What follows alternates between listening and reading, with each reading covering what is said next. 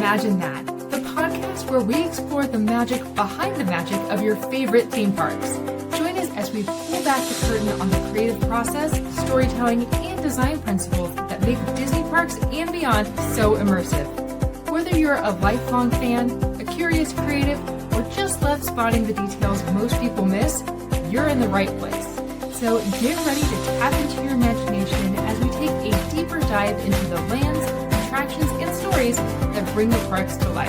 Let's imagine that together.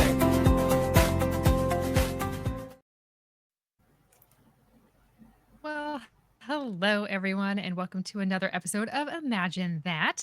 I'm your host, Amanda, and today we're talking about Harriet Burns. So before we get started, we want to thank our sponsors, Sunken City Design, Getaway Today, and Where in the Park. And of course, big shout out to our Lamplighters, Patreons, who are keeping that conversation going over on our Discord, which, if you have not yet joined, you totally should, because that's where we are. And we're hanging out. We're talking about all things Disney and theme parks and fun. And it's absolutely free. So why not join?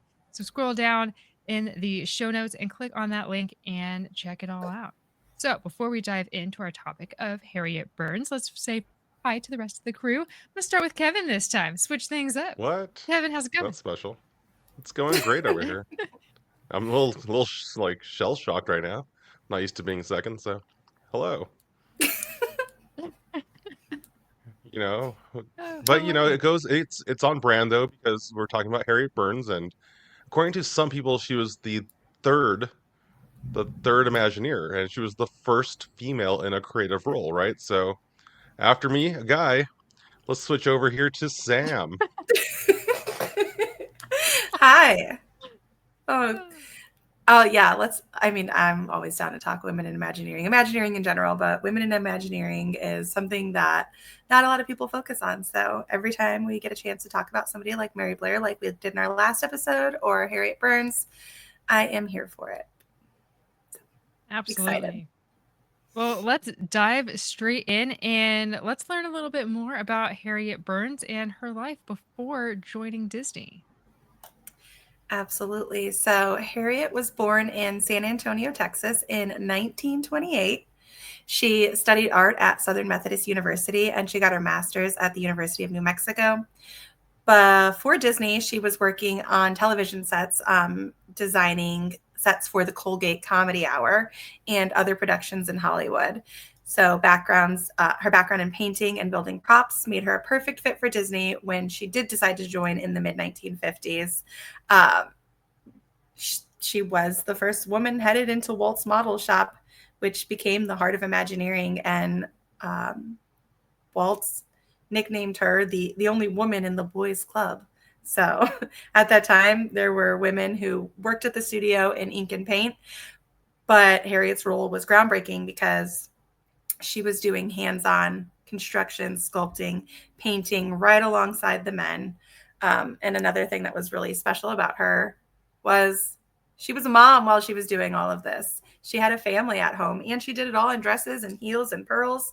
And she just kind of played up that like, hey, I can do this and be glamorous and still, get my hands dirty and get in there and be one of the boys. So she was groundbreaking for her time. I love that. Anytime you have a trailblazer in any capacity, like you were just cheering for them, you're rooting for them every step of the way. And Harriet Burns is no exception. So to know she was the first woman to break through that mold and like, hey, I have space in this arena too, and let me show you what I got. So I love that so much. Even being a woman in set design at the time for like major television shows was unheard of. So she really just kind of paved a way for herself. Yeah, there's a quote from her saying that she thinks the only reason why she got her first interview was because they thought her name was Harry. So she was like, they weren't hiring women, so I don't really know how I got my foot through the door, but that's how it worked when she got over to Disney. There were a few gaps you left out. I don't know. I like filling them in. If you guys listen to this, that's what we do. Yeah. So I just give this like brief general, and then Kevin comes in with like all these extra tidbits that Yeah. I'm like, okay, Kevin, I see you. Yeah. Well, because she did get her art degree, which was a big deal for the time. Yeah. Her father actually only agreed to let her go to college if she got a home ec major. And she said, "Yes, Dad, I will do that." She went to school and just immediately switched over to art. And she got that Mhm. art degree despite his I guess ultimatum. She was like, "Eh, it's fine." And there's nothing out there about him being upset about that. Apparently, I guess eventually he was on board with it. But you said that she got her master's degree. I don't think she did because she only spent 1 year at the University of New Mexico. She studied art and philosophy there um, after she graduated, after she got her bachelor's degree. But again, it was only 1 year. At that time, though, her husband was actually deployed in Korea for the Korean War.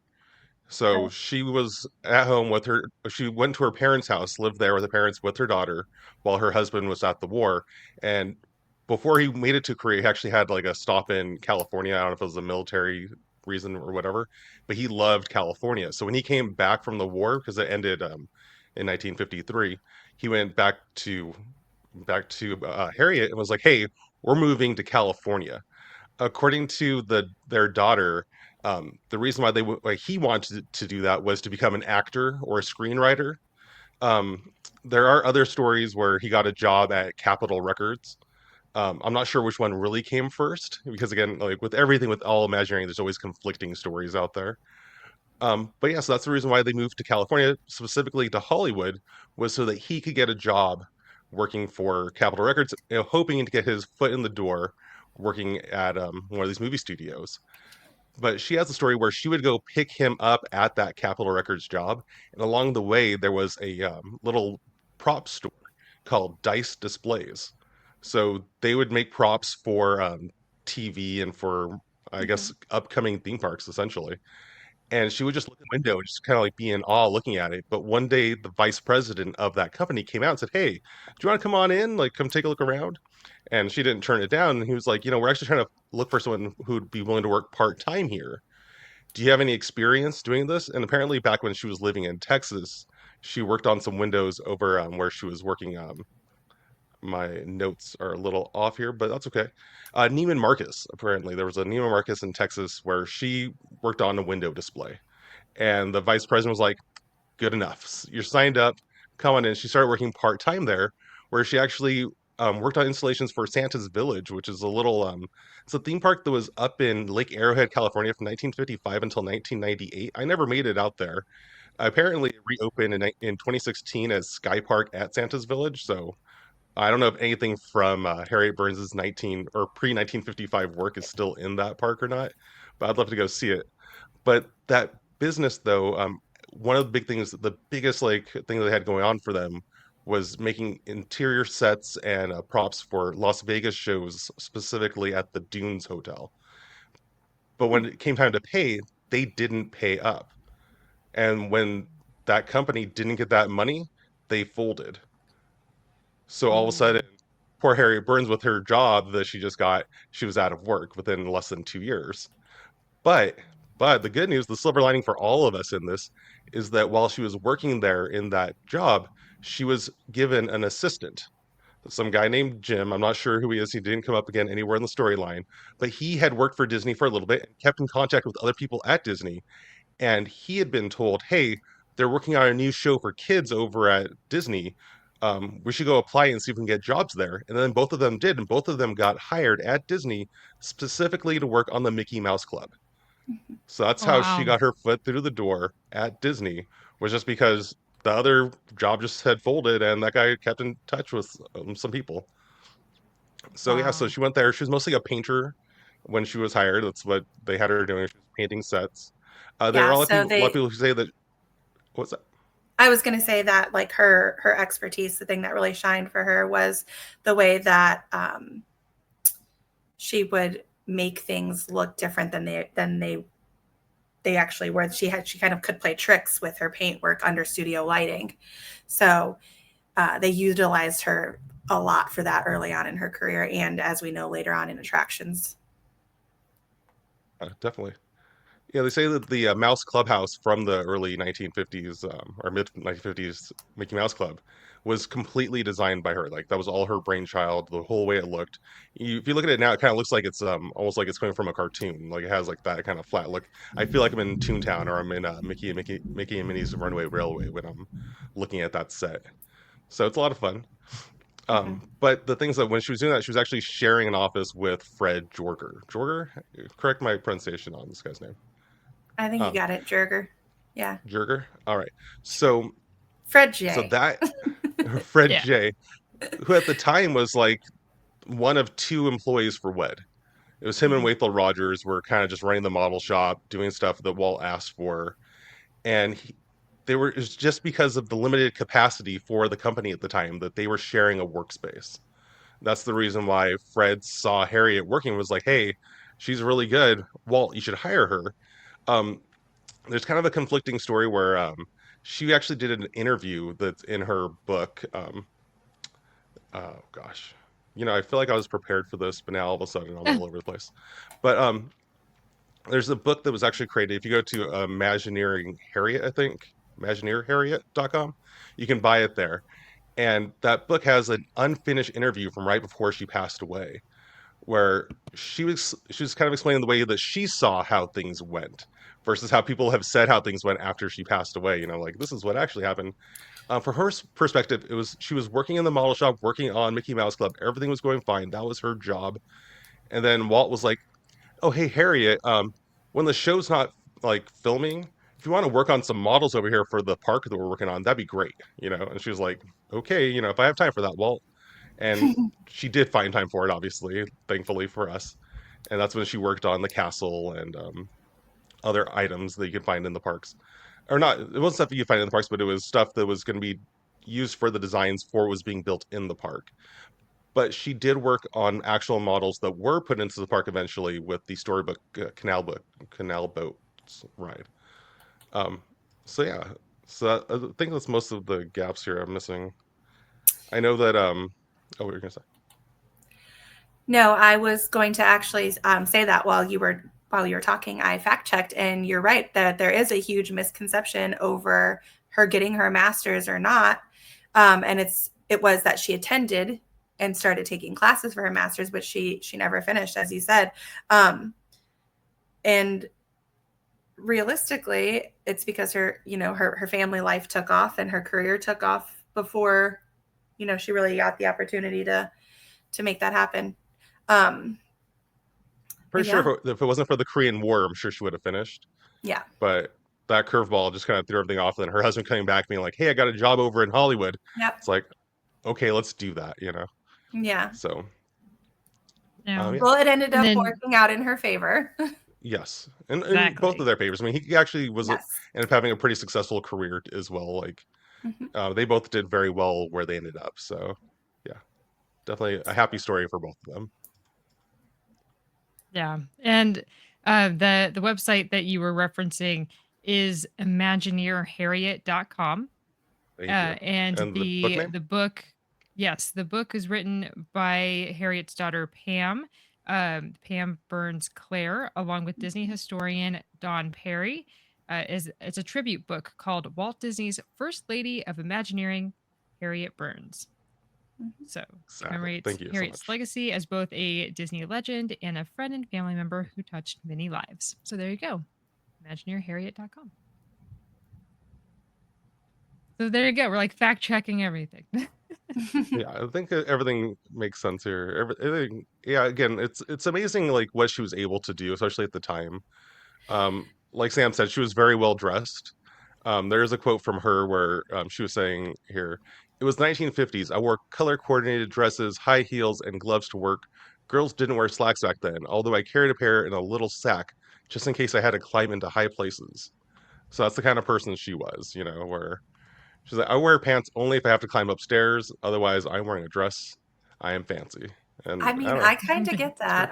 cool. I kind of get that. Yeah. So I love it. I love it. That's awesome.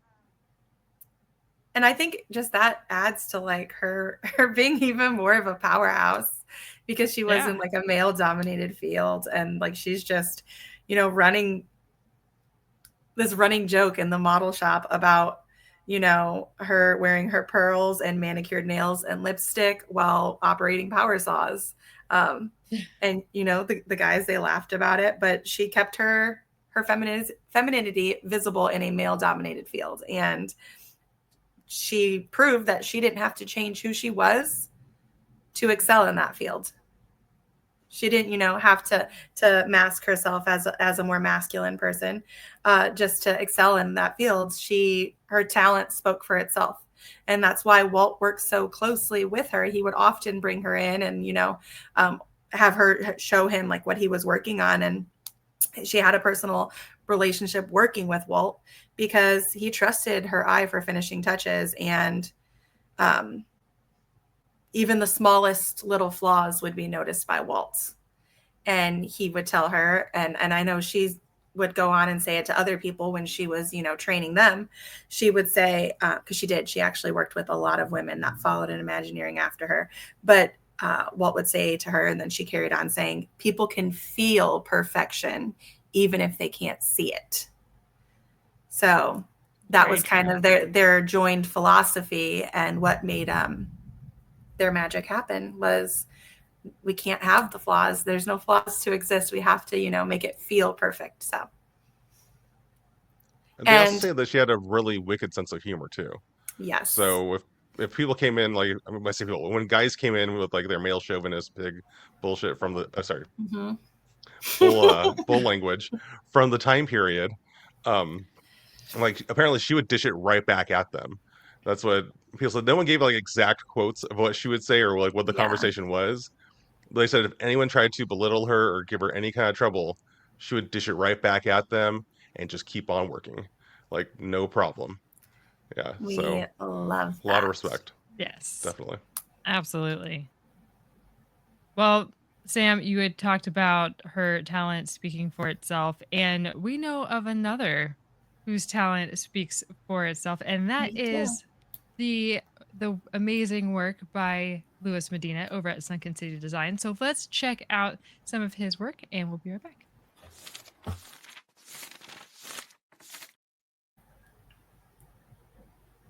I pushed. Sunken City Designs brings you art. Do you like art? I know I do. How about art based on Disney characters, like Mickey Mouse and the Oyster Thieves? You know, that's actually from Alice in Wonderland, the best princess movie ever made. Also, we have some dwarfs that have their heads ripped off sometimes. Why? I don't know. It's because it's Sunken City Design. So go there, sunkencitydesign.com. Get yourself some great merchandise. You got posters and, I believe, clothes. Who knows? I got a cup from there, and it's fantastic. Do you like cups? Do you ever use those? I do. Go for it. Oh yeah, sweatshirts. Can't forget about those. If you're ever cold, get yourself a sweatshirt from sunkencitydesign.com. Also, WALL-E. You know, that's the best movie ever made. Second only to Alice in Wonderland. All right, if you also like Walt's apartment, they have merch for that too. Where? sunkencitydesign.com. Hopefully you've already loaded up that site and you're looking at it and you have some items in your cart. Go ahead and check out as soon as you can because the show's about to come back on. All right, everybody, we appreciate you. We do appreciate you, our fellow listeners, and also Louis over at Sunken City Design. Be sure you're checking out his social media page, Sunken City Design, over wherever you are on your socials, because there's lots of exciting news coming out from that. So, yes. All right, so we're back to Harriet Burns. What are some of her key contributions that we can find either in the parks or behind the scenes? So she kind of got started with those World's Fair projects. So Kevin, do you want to talk about the World's Fair projects? And then I actually did a little bit more information on the Sleeping Beauty Castle. So that I have. Good. So if you want to go ahead into the World Fair topics, then I will talk about her castle work. Sure. I mean, I don't have a lot of details on what she did because it's not really out there. All I have is figure finishing and stage design. But she did work on all four of the attractions that Disney did at the 1964-1965 New York World's Fair. So that includes Great Moments with Mr. Lincoln, The Carousel of Progress, It's a Small World, and Ford's Magic Skyway. As far as details, like there's one quote saying that she worked on Men, and those existed in Ford's Magic Skyway. I read thing. She also helped with the glitter and flitter for It's a Small World. I know that she worked on the faces of the dolls along with Leota Toombs, where she actually painted the details on them. Um, but for Lincoln and Carousel of Progress, I mean, I believe it's just set design. Like, again, she was working in the model shop, so she was creating props all the time. So I don't know if she worked on like Lincoln's chair or anything. I really don't know the details. That's not really out there. It's kind of one of those things where you have to find the people who were still alive who worked on it. Just to clarify, you said glitter and flitter. So for I our don't listeners who might not know. be I don't know the difference. I've been trying to learn this for years.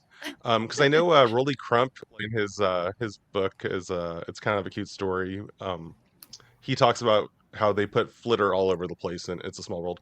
I found a quote talking about how she put glitter and flitter, like it's two separate things. So I don't know. If anyone is listening, if you want to join us on our perfectly free Discord to give us a right. lesson on the difference between those two, that'd be great. But yeah, So, I'm not really sure. For Great Moments with Mr. Lincoln, she worked on his costumes and made sure that his the fabric they were using, everything was historically accurate, and then that the fabric and the clothing also functioned with the audio animatronic movements, and that his costuming would stay intact. So she did a lot with textured fabrics.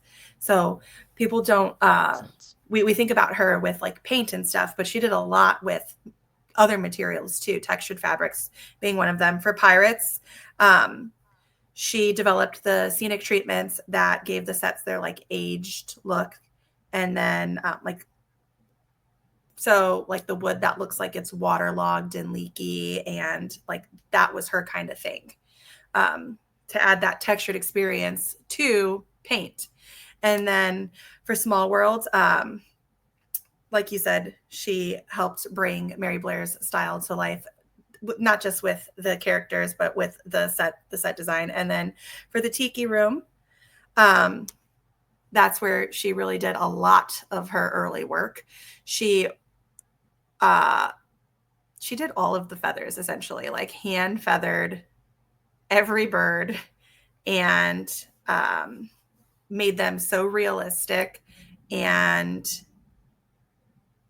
kind of paved the way with experimentation for like different dyes and feathers and stuff, that she would sit there forever trying to master the color of these birds, and playing with the right colors, playing with the right dyes, because she wanted to have it right. Like we said, Walt told her people can feel perfection. So she kind of took that. So she got hired just before Disneyland opened. And there was a question that we had before we started recording tonight about Sleeping Beauty Castle. So she didn't work on the original castle. What she did was she built models of the castle for Walt to use for internal company planning, and to like share with presentations, potential sponsors, things like that. So she would paint, finish, and texturize the castle models, making sure that they look like these polished works of art that Walt could then take with him and use them as selling tools to get executive and sponsors excited about Disneyland. So she was just making small models that he was using basically as selling points for internal planning, and kind of like to excite people who could be investors and stuff. Yeah, because I was picturing that story where they talk about how a model was made of the castle, walked up to it and like took the top off and turned it around. It's like, no, that should be the front.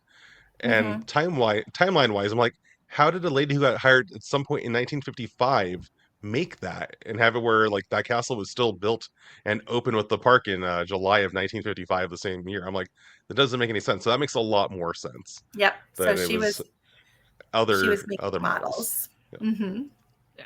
Awesome. But I think too, to that point, I mean, we all know that Walt loved miniatures, and the fact that they shared the same philosophy of it's gotta be perfect, even the minute detail, what better person to work on miniatures that's going to be presented to, bigwigs and, people that you're trying to get invested into your park, that someone who's going to share that same vision.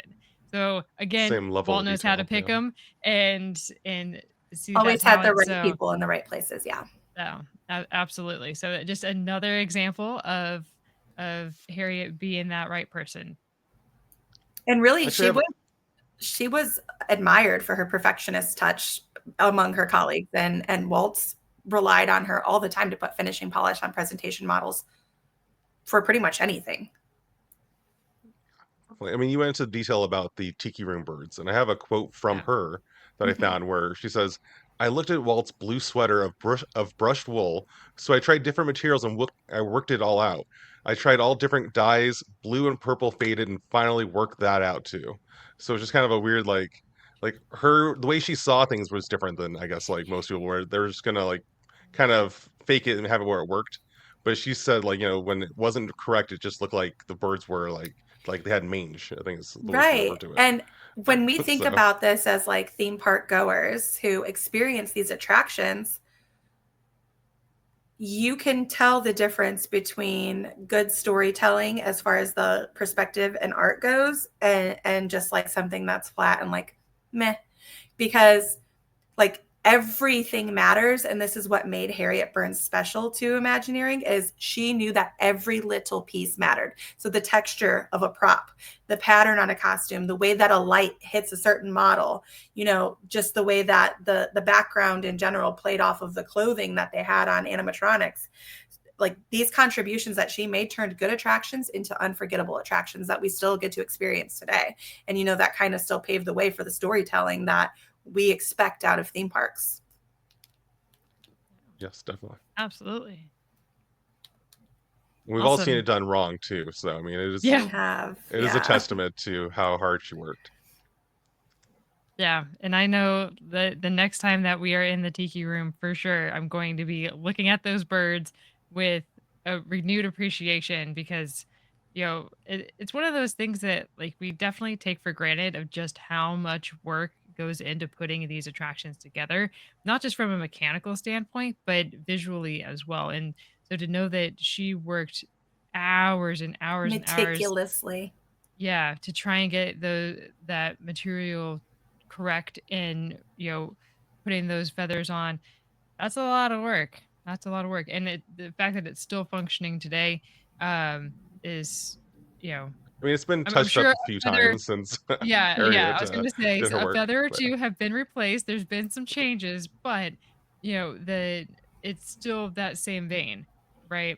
Um, it's not like they've done a complete overhaul on it. But So, I still think that there's more of an opportunity to make it even more in her style now. And we'll talk about that later, though, when we yeah, get I to was our, like, yeah, to our because Imagineering. yeah, put a I did pin want to in say that. another interesting thing because we just think of like her actual like hands-on work, but there was one article I found, I can't remember where it even was, but it was talking about how she was the one who like went to Walt saying, I don't know if this attraction should be a restaurant, even though they already had Stouffer's apparently as a sponsor. So I think this should just be a bird show. So I mean, she had some clout obviously because that's what ended up Mm-hmm. happening. But I don't know how many other people like had the same idea or if it was just like she brought it up and everyone else got behind her. I don't know the full story to it, but the fact that she was able to like, at least say it like, I see that what we're doing is not the right choice. We should go in this direction instead. And then they went her way. Mm-hmm. So I think that's pretty impressive. I think so too. Yeah. Kevin, do you know what she worked on? What else she's worked on? I know we mentioned Haunted Mansion a little bit earlier. There was a quote that I found about how she made a model of the Matterhorn, but I wasn't clear if it was for the movie, the something in the mountain, whatever it's called, Mm-hmm. or for the ride. Where she talked about how she had to make that model, but all she had to work with were photos. Like there was like a postcard and like one other like magazine photo. So when she was done with it, it was like some like actual person who knew what they were talking about was like, no, actually you have that off a little bit on the top there. She's like, it's artistic license, it's fine. So I mean, it's not always a complete stickler as far as we're making it out to be. So I thought that was interesting. Um, But if it wasn't for the attraction, then it wasn't. But I don't really know. All I know is the Matterhorn model. Um, she did work on the submarine voyage. She has stories about having to like design stuff to be able to last underneath water and not fall apart. Like I said, the Enchanted Tiki Room. Alice in Wonderland, there's a quote from her talking about working on the goldfish in the upside down room Oh, where it kept falling, but she kept trying different types of glue until it worked. So that's kind of an interesting, like, trial and error. I thought they would just like screw it in or something, but I mean, I can't picture it. New Orleans Square apparently is under her list of accomplishments. I mean, So there's a lot of like scenic exactly. like So she painting. made the models for New Orleans Square, which I think is great because again, a lot of people just focus on just the attractions, which a lot of what she worked on were attractions.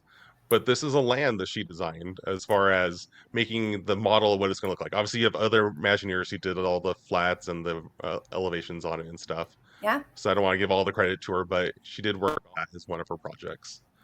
Pirates of the Caribbean, I believe you said that already, Mhm. and the Haunted Mansion. Those are the big ones all at Disneyland.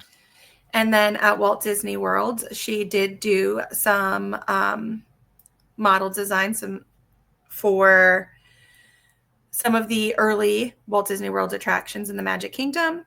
So she did models for them. And then she also worked in Pirates in Walt Disney World and did a lot of the models and final scenic finishes for World Showcase pavilions, making sure that, the textures and props looked convincing. And then she worked on costumes for the audio animatronics in future world attractions like Spaceship Earth and Universe of Energy.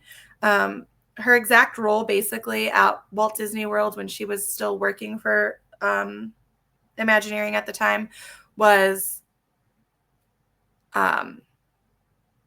basically just adding the final touches to things. So she did a lot of like model work still, but she was responsible for going in and kind of like looking for the final touches, making things look aged, realistic, making sure that like clothing draped realistically and kind of giving figures that extra polish that they needed under stage lighting. So she did also have some Tokyo Disneyland credits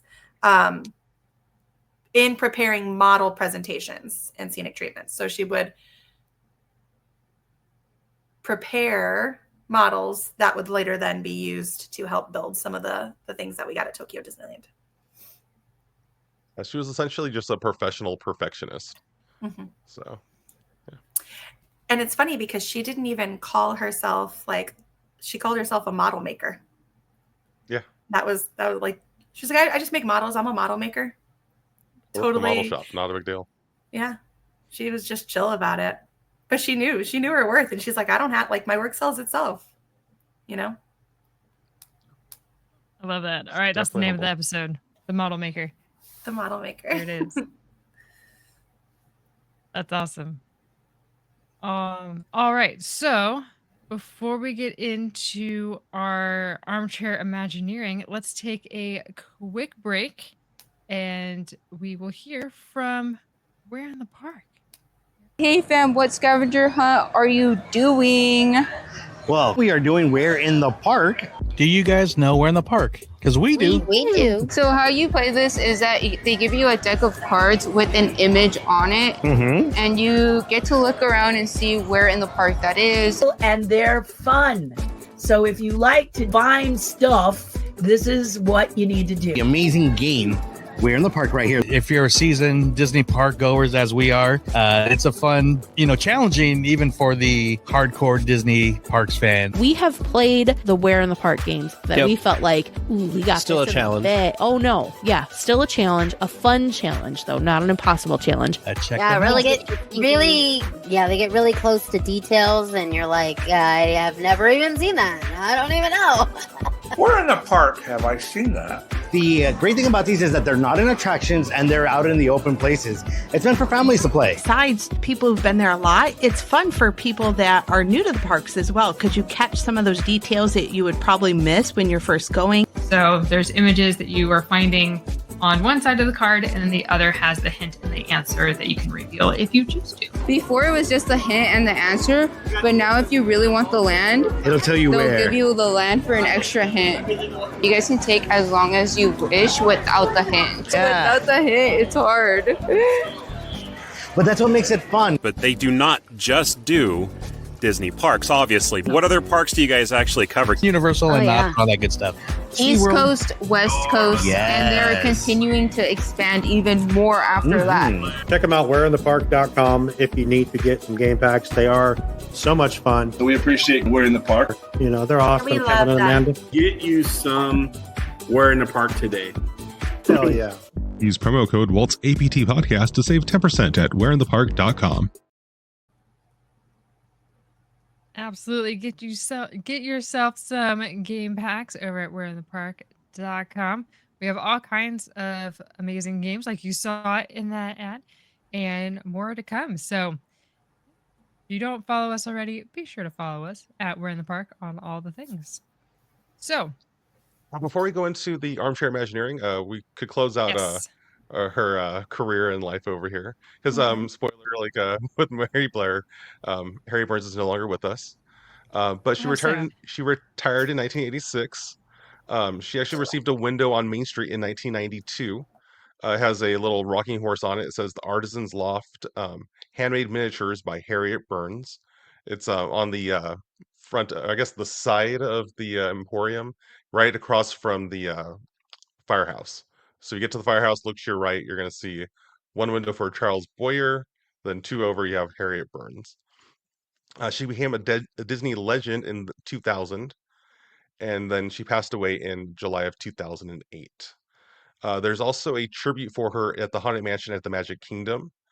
I'm not really sure if it's an inside joke or not, or if it's just because they just wanted to put her name on this randomly, but it says, First Lady of the Opera, our haunting Harriet, searched for a tune but could never carry it. So, I mean, I don't know if she was famous for not singing well or not, but obviously she did work on Mr. Lincoln, so she did work in the Opera House. But yeah. So those are all the details I wonder if there's anything in the book that we just referenced. If any insider knowledge about that. It's one of the books we don't have yet. So we'll have to thumb through it. Yeah. No, I have a copy of it over here. You do. See, our library is so extensive. That's how I was quoting it over here. There it is. I think they did talk about it. Because when she was working in the tiki room, they said she could like paint like a bird, and she could finish the birds, she could feather, but she couldn't sing like one. There you go. So I think that's right. And then I mean, I think it's kind of like a humorous thing too, because she did a lot of work training Leota Tomb, so like it carrying over in that regard. Yeah, definitely. It's kind of playful. And Harriet and Carrie it rhymes, so I mean it all makes sense. Most good things do. All right. Anything else before we get into our armchair Imagineering? No, other than we appreciate everything that, Harriet Burns was able to inspire in Imagineering. I think inspire is the word that we use when we talk about these legendary Imagineers, because really a lot of their work still carries over and has kind of set the gold standard for how things need to move forward. So absolutely. Well, I'm going to kick things off with my armchair Imagineer because we talked about this before too, of sometimes you have an idea for this segment, but then as we get to talking, some other ideas come to mind and you're just like, oh, why didn't I think that before? It's just so great. So we talked a lot about she's the set designer, she's the model maker, she's all of the things. And what better place to showcase this in a new behind the scenes tour? So let's do a behind the scenes backstage tour that is going behind the scenes at attractions she worked on, right? Or even some that she didn't, but I would love to see some like this set piece was painted by her, you know? Or, let's go to the model shop and or a recreation and let's Fun fact, a lot of her original models are still in the archives too. bring them out. Let's go. That's exactly what I'm talking about. You can have a little section of the tour that is in an area that's currently not being utilized and have it could be the finishing touches tour where you go from model to going and seeing firsthand what she worked on and the process of it and just how attractions get made. I think that would be amazing and sign me up. Let's go. 1,000%. Yeah. Imagine how many people, like how many young people can go on that tour and be like, hey, I can do this. And like, just develop a whole new generation of Imagineers because they fall in love with seeing the way that magic is created. Yeah. Yeah, And I mean, I definitely. I think know about like, there was. Oh, sorry. There was one thing I read where like she said back, especially in the early days, like she was making the models, but then she had to also install the real thing. So it's kind of a imagination to reality tour that would be all about Harriet Burns. I'm all for that. It makes a lot of sense. yeah. And I think about too, like, we just went to our local theater and seeing the set pieces that local theaters or even bigger Broadway productions, like that is a huge team on each one of those productions. And they would get a kick out of this tour in seeing another application of set design and how that integrates into reality and learning about, how she saw different spaces and textures and things like that, like we were talking about, and how the lighting hits the piece of fabric and all that they can then take into their area of expertise at their local theaters on off Broadway, all of those places, and take that knowledge from Harriet and the legacy lives on. I think that would not only inspire new generations, but also learn about her and then be able to go home and apply it to their own lives and careers. So Thinking about like high school and college theater programs. Yes. That's a whole field trip that's worth taking just to, you could change somebody's life with something like that if that's their focus, if that's their career focus. Just giving them that influence. I love it. I say this with my sister was a theater major, so okay. There you go. So I know it takes a lot to go into costume design and set design and playwriting and all that. So I mean, imagine being able to learn from the influences of one of the best to ever exist. Yeah. And one of the first to pave the way. I mean, yep. That's awesome. All right. I like it. All right. I'll go next because I don't have much on this. I kept trying to think of something really good, and I don't know. Everything you think of is really good, Kevin. Oh, thank you. All that I kept coming back to was the Storybook Land canal boats that she worked on the original version of it. And I know right now, if you go to Disneyland, there are walls up all around that entire attraction. I don't know what they're doing there right now, but I would love to have just like, whatever callbacks to Harriet Burns, just inspired by her to create some new miniatures in there. Is all I keep coming back to as far as what we would need to focus on is Storybook Land canal boats as a little tribute to her. Yeah. I know we were just there with Kelly and Courtney this past weekend. Well, when this airs, it was on the 16th and of August. And we were like, what are they doing behind those walls? Because it's true, all of Storybook Land canal boats is under construction, as well as Casey Junior Circus train. So you can't even go on the train and see what's going on, which I wish they would keep it open just so you could have a bird's eye view of what's going on. But I get it. Sneak a peek. They're probably working on the train tracks and stuff too, so I understand. But so do we know what they're doing in that space? We have no idea. No. At the time of this recording, no. There was a sign on the construction wall that said that they're making tiny reservation or renovations Improvements or in something. Yeah. improvements in quotes like tiny because they're like little miniature homes. Yeah. So we were guessing that they are putting in some new homes, and a Cinderella Castle that you can see from outside of the attraction, like over by Dumbo. All of that had scaffolding. So it could be that they're just doing some touch up paint or which is very which is very Harriet Burns-esque, Harriet is that, Burns, you know, giving, I know we were talking about Mary Blair last episode, but yes, you know, just giving that touch up, making sure it's, you know, staying true to the time that it's supposed to portray. And if we're changing the any timelines or anything, you know, making sure that we're bringing that fresh paint to light. Yeah. So what do you have, Sam? Definitely report back once the construction walls come down. I am gonna hurt a lot of feelings with this one. Not really hurt. Actually, no, I'm not gonna hurt feelings with this one because dare you? Well, sometimes I that haven't heard happens. yet.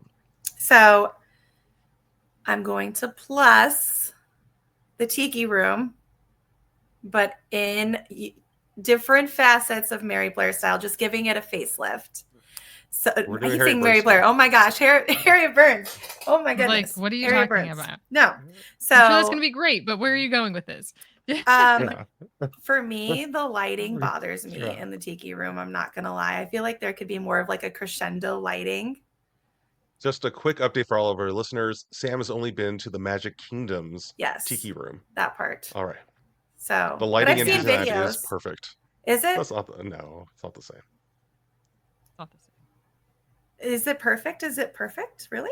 That's pretty. The lighting's good in there. Yeah. It gets the emotion. The one I feel like over Well, the I Magic just Kingdom, think, it feels like- a little bit like a grocery store at times. It does. So grocery store. Okay, yeah, where it's a little too, it's just a little too bright. I It's so think- cozy anyway. and yeah. I think we could play more with light though to bring out like textured patterns on the walls and stuff like that. Just giving it more of a dramatic feel. I think that the birds, so like some of the lead birds could use a little bit more flair at this point, just like bring them up to date. And then even some of the like bamboo paneling and stuff, or whatever it is, the thatching, just kind of making it look a little bit more aged and weathered, like it's been there, you know, it's been out in the sun longer. And just because those are the kind of things that Harriet Burns would think of as like, hey, this has been here a really long time. So how can we do this? Like just giving it a couple little fresh paint touch-ups where lighting hits things and things get played with in different ways. So I just feel like there's little things we can play with that just make it more. Let's put some lays on some birds. Let's put some jewels and just make them a little bit more ornate. Give them their own little costumes. I totally You mean thought you were Iago going to say from we Aladdin? need. Yeah. No. No, I feel like not that Jazz- crazy.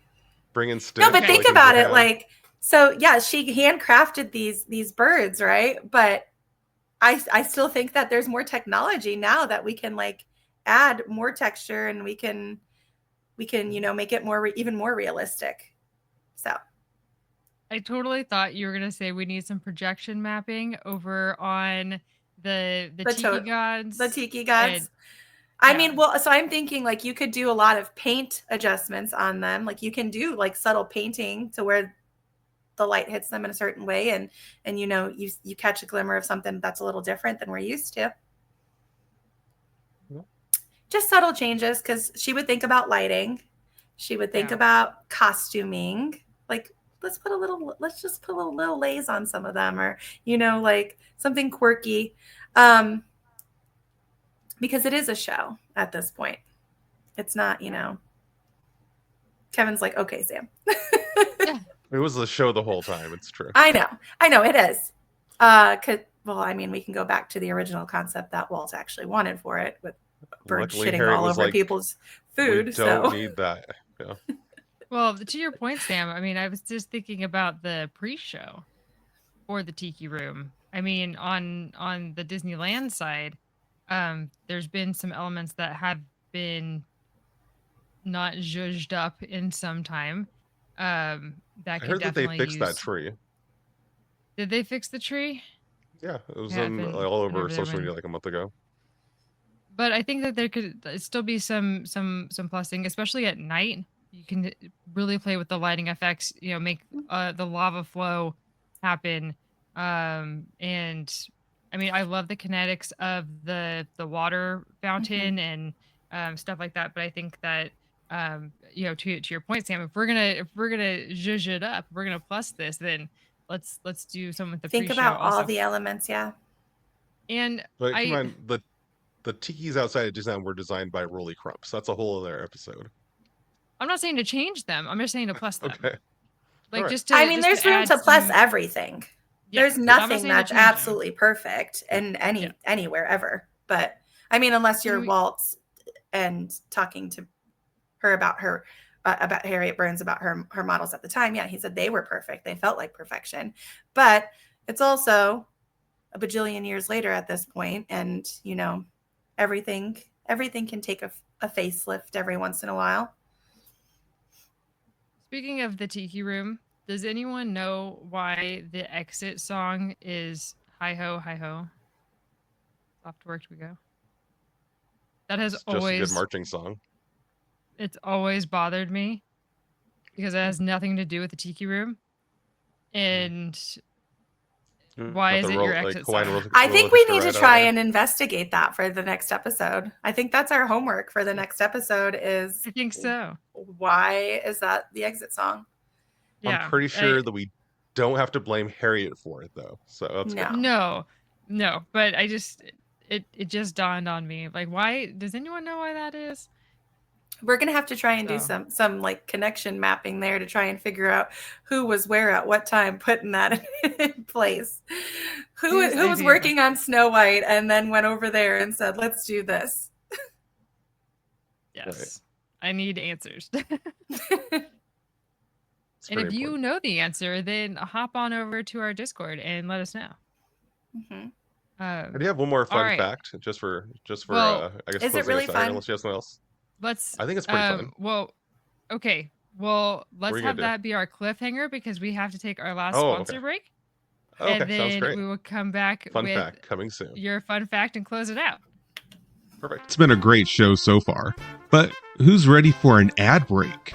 Did you know that the best way to keep our shows going is by supporting our sponsors? So let's get to know more about the travel experts at Getaway Today. They've been helping to make vacation dreams come true since 1990. And whether you want to visit the happiest place on earth or to travel to Orlando for a most epic adventure, they are there to help. Are you trying to find out which hotel is your best option or which theme park tickets will work best for your visit? Are you concerned that you might need a last-minute change? No worries. Their travel experts will help you out. Looking to book a cruise but don't know where to start?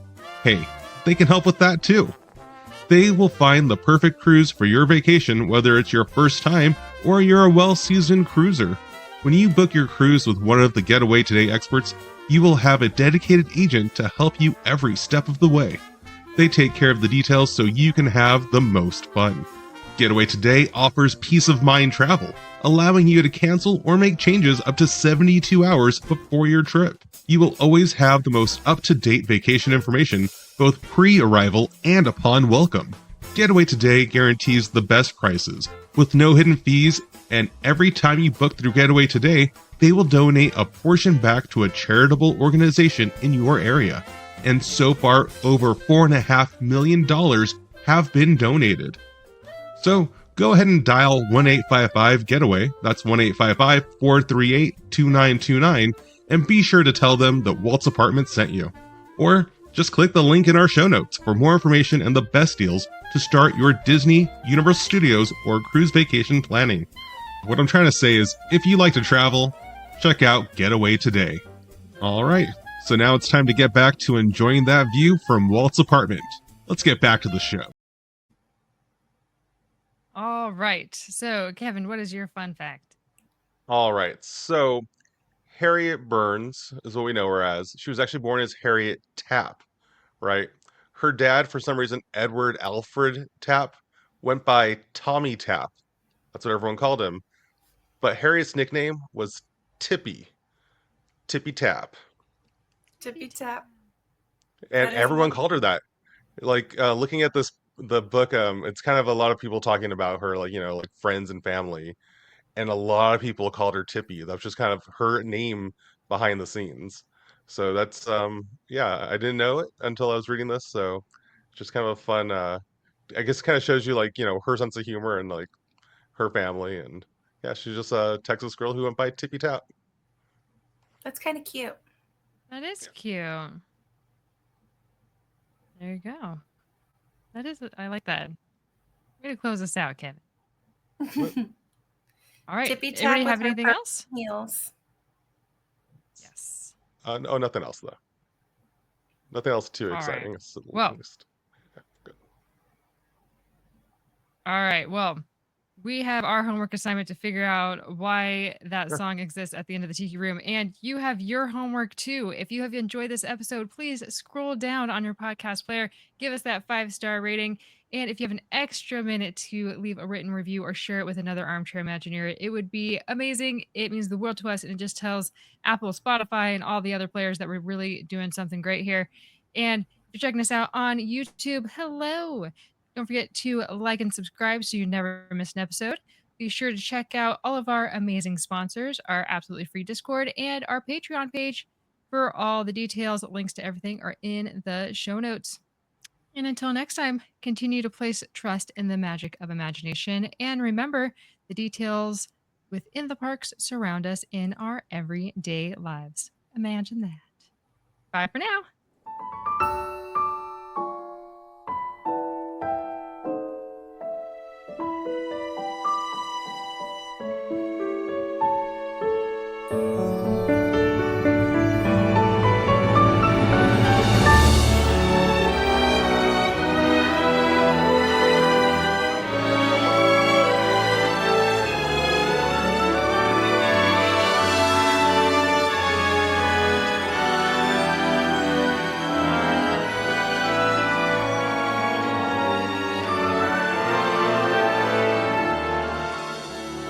To all who come to this happy place, welcome. Disneyland is your land. Here age relives fond memories of the past. And here youth may savor the challenge and promise of the future. Disneyland is dedicated to the ideals, the dreams, and the hard facts that have created America, with the hope that it will be a source of joy and inspiration to all the world.